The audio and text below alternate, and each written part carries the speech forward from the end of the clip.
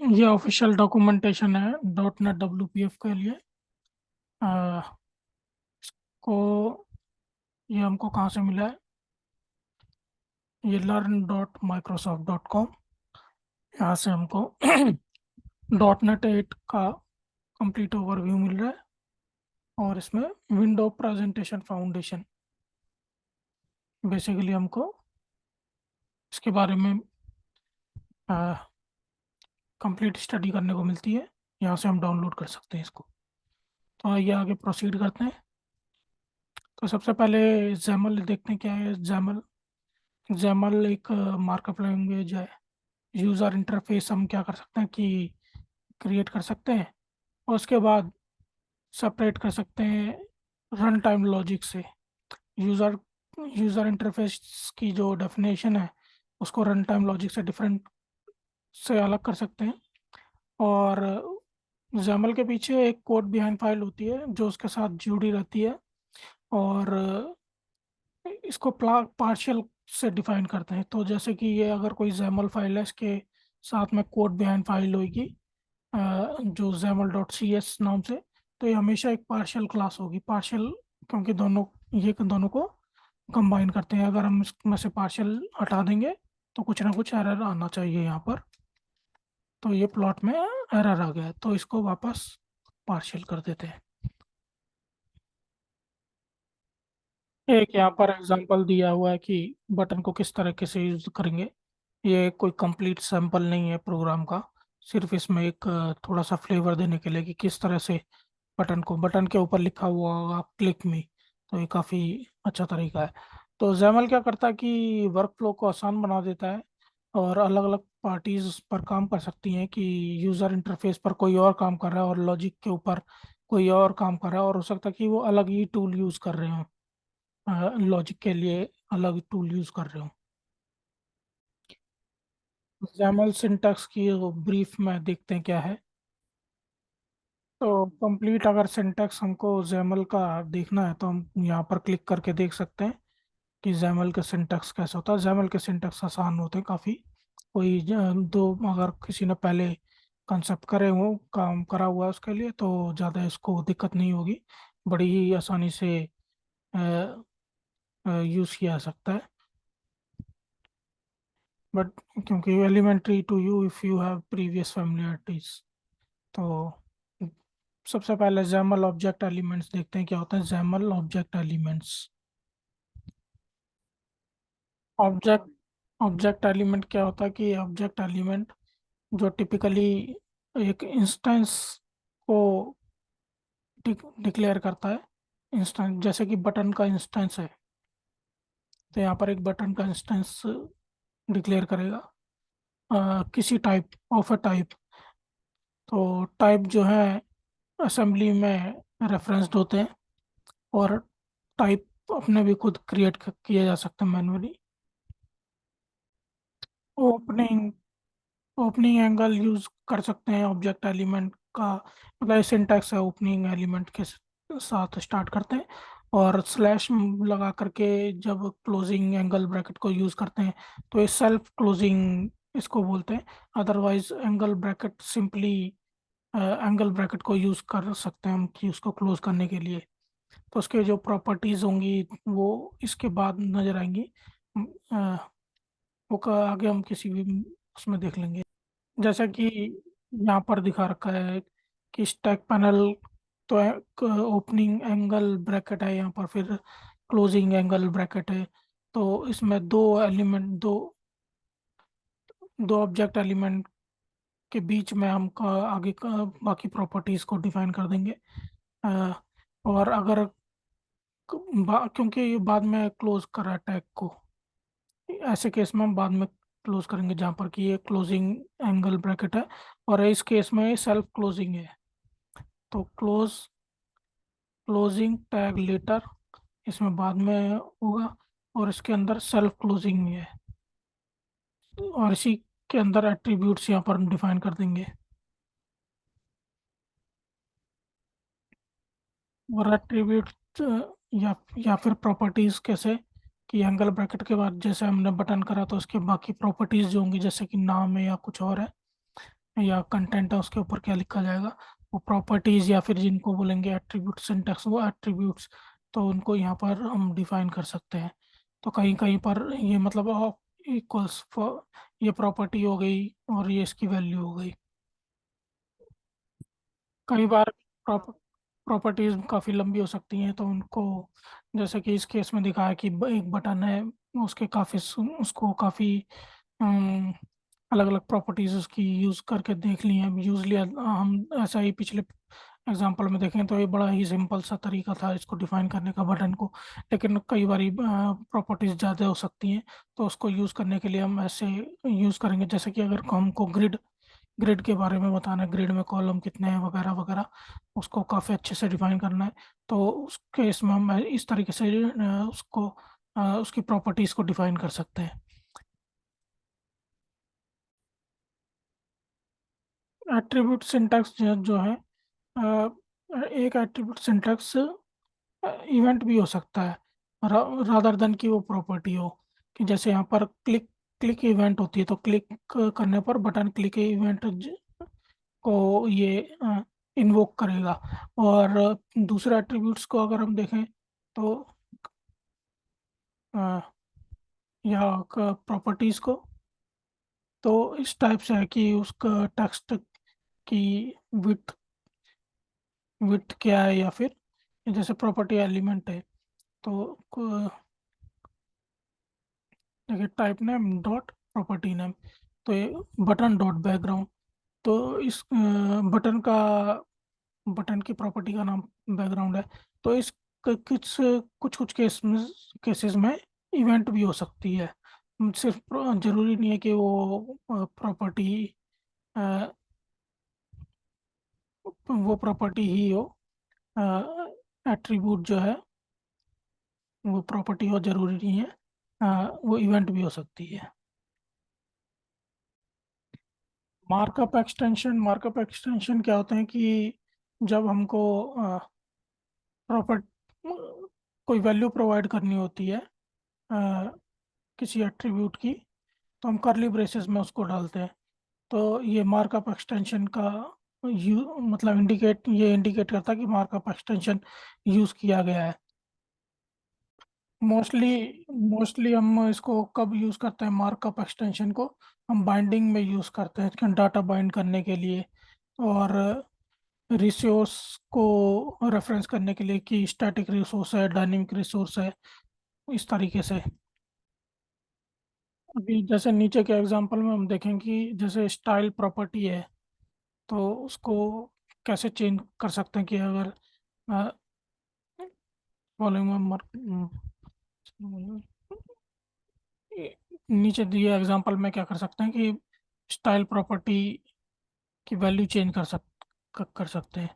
तो स्टाइल देखिए border style static resource page background, तो ये स्टैटिक रिसोर्स जो मोस्ट प्रोबेबली जो है ऐप ऐप डॉट जैमल में डिफाइन करा हुआ होगा, और ये वहाँ से स्टाइल को पिक करता है। और तो वो और बॉर्डर का स्टाइल यहाँ पर अ, यहाँ पर style as a variable use करा हुआ है। क्योंकि बहुत से ये मार्कअप एक्सटेंशन के इम्प्लीमेंटेशन हो सकते हैं, तो ये WPS XAML एक्सटेंशन में डिफाइन करा है कि for references listing of all markup extension. तो इस पर क्लिक करके हम जा सकते हैं।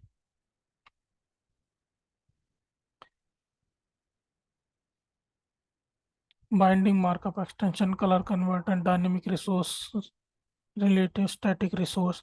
तो एक बार हम डायनेमिक रिसोर्स और एक स्टैटिक रिसोर्स को देख लेते हैं। Property path presentation, static resource, object property static resource की इस तरीके से जैसे यूज़ करा हुआ है, तो ये डिटेल में हम बाद में देख लेंगे। और ये डायनेमिक रिसोर्स को भी इसी तरीके से कुछ प्रॉपर्टी कोई है ऑब्जेक्ट की, उसमें डायनेमिक रिसोर्स की यूज़ करा हुआ है। और ये डायनेमिक रिसोर्स मतलब कि वो चेंज होता होगा। स्टैटिक रिसोर्स एक बार कहीं पर डिफाइन कर दिया, उसको बार बार वहीं रिपीट होता रहता है। रूट एलिमेंट्स और नेम स्पेसेस के बारे में देखेंगे। जैसे यहाँ पर एक ही पेज डिफाइन करा हुआ है, ये रूट एलिमेंट है। या रूट एलिमेंट या विंडो हो सकता है, पेज भी हो सकता है। ठीक है ना। तो रिसोर्स डिक्शनरी और रूट एलिमेंट के अंदर और क्या कंटेन करता है रूट एलिमेंट। रूट एलिमेंट जैसे यहाँ पर पेज है, विंडो भी हो सकता है, कुछ मैक्सिमम पेज या विंडो यूज़ करते हैं।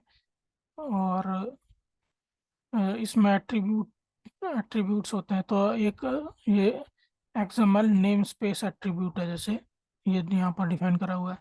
और XML name space colon x attribute है, इस तरीके से यहाँ पर डिफाइन करा हुआ है। ये बेसिकली क्या है, backing type backing type that markup will reference as element. तो एलिमेंट जो जिनको रेफरेंस करना है वो कंटेन करते हैं इसके अंदर। तो एक्सएमएल, ये जो एट्रीब्यूट है एक्सएमएल नेम स्पेस, क्या इंडिकेट करता है, basically default XAML name space को इंडिकेट करता है। इसको में हम, जैसे कि अगर देखें यहाँ पर प्लॉट में, ठीक है, प्लॉट के अंदर इसमें हमने ये XML नेम स्पेस, इसमें स्कॉट प्लॉट को किस तरीके से डिफाइन करा है कि ये CLR नेम स्पेस में से, CLR नेम स्पेस में स्कॉट प्लॉट डॉट WPF को यूज़ करा है, जिसका assembly name Scott plot dot WPF है। एक बार जैसे यहाँ पर देख सकते हैं, इसमें XML टाइप करके L M XML name space, तो XML नेम स्पेस डिक्शनरी, या फिर यही करें कि नेम स्पेस मैपिंग। तो ये इसमें क्या है, नहीं पता चल रहा हमको। XML data provider, name space mapping, language converter, ठीक है, नेम स्पेस डिक्शनरी। तो एक कंटेंट कंट्रोल है जो, जैसे ये कौन प्रोवाइड कर रहा है हमको। तो इसमें जैसे या तो ये प्रेजेंटेशन प्रोवाइड कर रहा होगा, या फिर एक्स प्रोवाइड कर रहा होगा, या MC या D, या क्या कौन प्रोवाइड कर रहा है। तो ये डिफ़ॉल्ट वाला वो यहाँ से कई बार जरूरत नहीं पड़ती, ये हेडर नहीं है। तो मे भी हो सकता है एक्स हो। देख लेते हैं हम क्या क्या प्रोवाइड करता है एक्स कॉलन। एक्स में देखिए एरे है, designer, serialization option, name reference, null, parser, content, पता नहीं क्या क्या है। तो और डी के अंदर क्या होगा है, डी कॉलन ग्रिड है। बेसिकली हम ये चीज़ें यूज़ करते हैं, बटन भी देखते हैं मीडियो टी बटन। तो ये Microsoft.com एक्सप्रेशन ब्लेंड 2008, ये बेसिकली जो नेम स्पेस है, ये हमको ये बटन्स वगैरह ये प्रोवाइड करता है। और ये कंटेंट कंट्रोल भी कहाँ से हमको मिल रहा है, ये काफ़ी देख लेते हैं। कंटेंट कंट्रोल कहाँ से मिलता है, डी कॉलन कंटेंट, हाँ ये भी यहीं से मिल रहा है, कंटेंट कंट्रोल भी यहीं से मिल रहा है हमको। तो जैसे यहाँ पर MC इग्नोरेबल डी लिखा हुआ है, और MC ये है open Jaimal format markup compatible. MC में देखते हैं क्या कहना चाहता है MC कॉलन, ओप्स, कुछ भी नहीं कह रहा है। तो एक बार हम इसको इग्नोरेबल को अगर हम डिलीट कर दें, और अब डी कॉलन या फिर उसको डिलीट करने के बाद क्या हुआ क्या। ये देखिए ये एरर दिखा रहा है अब यहाँ, है ना, content control was not found. तो हम इसको यूं ना करके डी कॉलन करेंगे, हाँ, sorry M C colon content control.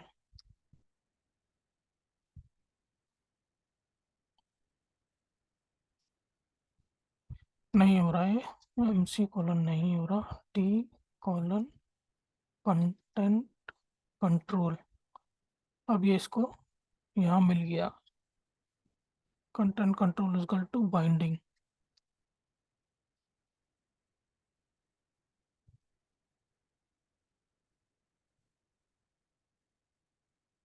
ये क्या ऐसे ही बाइंडिंग को यूज लिखते हैं, डी डिजाइन इंस्टेंस। अच्छा, डी में ही डिजाइन इंस्टेंस है। Type is equal to colon type, binding is equal to, तो कहाँ गया ये रहा।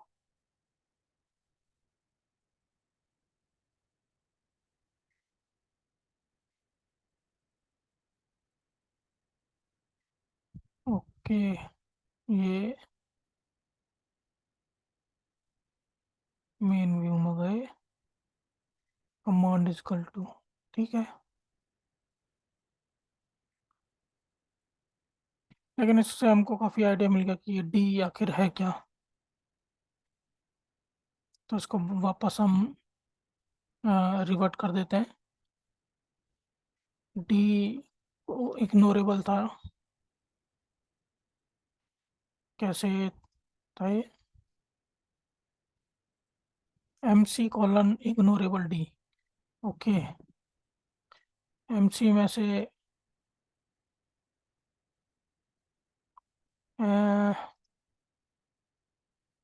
M C colon ignorable equals D.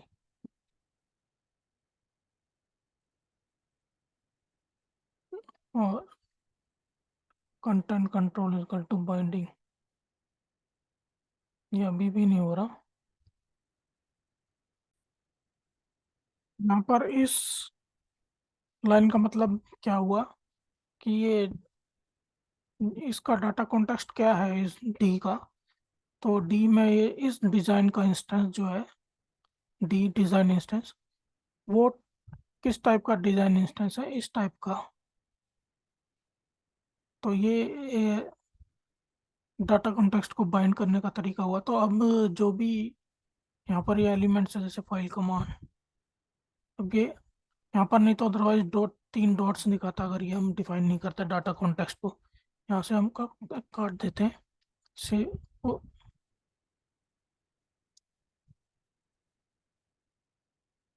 तो डाटा कॉन्टेक्स्ट को हम रिमूव करते हैं और इसको सेव कर देते हैं और देखते हैं। ये देखिए यहाँ पर ये no data context found, data context नहीं मिला इसको। तो ये टू वे बाइंडिंग के लिए जरूरी है डाटा कॉन्टेक्स्ट। कंक्लूजन क्या हुआ कि अ, जो ऑब्जेक्ट एलिमेंट है, ऑब्जेक्ट एलिमेंट्स मार्कअप के अंदर वो कैसे बिना प्रीफिक्स के भी डिफाइन कर किए जा सकते हैं। कि जैसे कि हमने दिखाया कि कंटेंट कंट्रोल या ग्रिड जैसे आइटम जब हम टाइप करते हैं, जैसे पेज है इसके बीच में हम यहाँ पर ग्रिड टाइप करेंगे, तो नेम स्पेस क्या है वो यहाँ से इस केस में नहीं उठा पाएगा।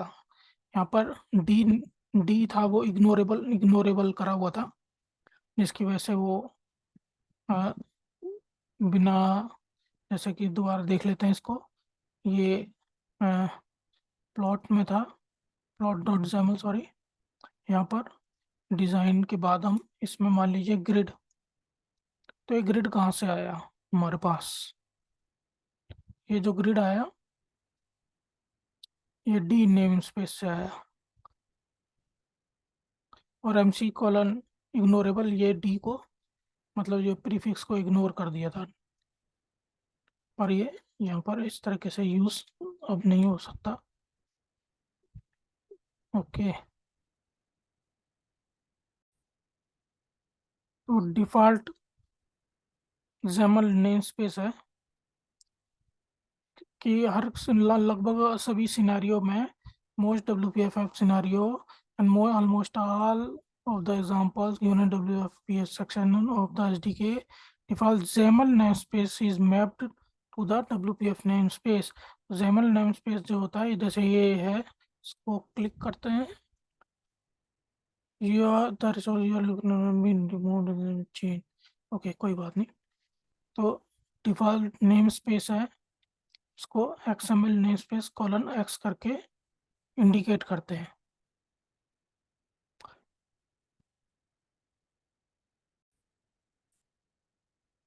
रूट एलिमेंट एग्जांपल में पहले हम पिछले वाले में देखा हमने कि प्रीफिक्स X कॉलन को यूज करा है।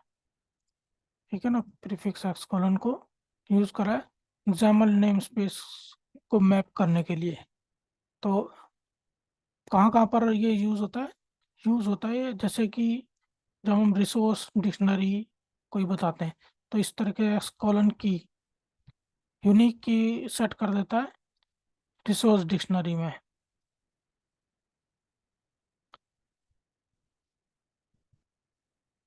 जैसे की वैल्यू पेयर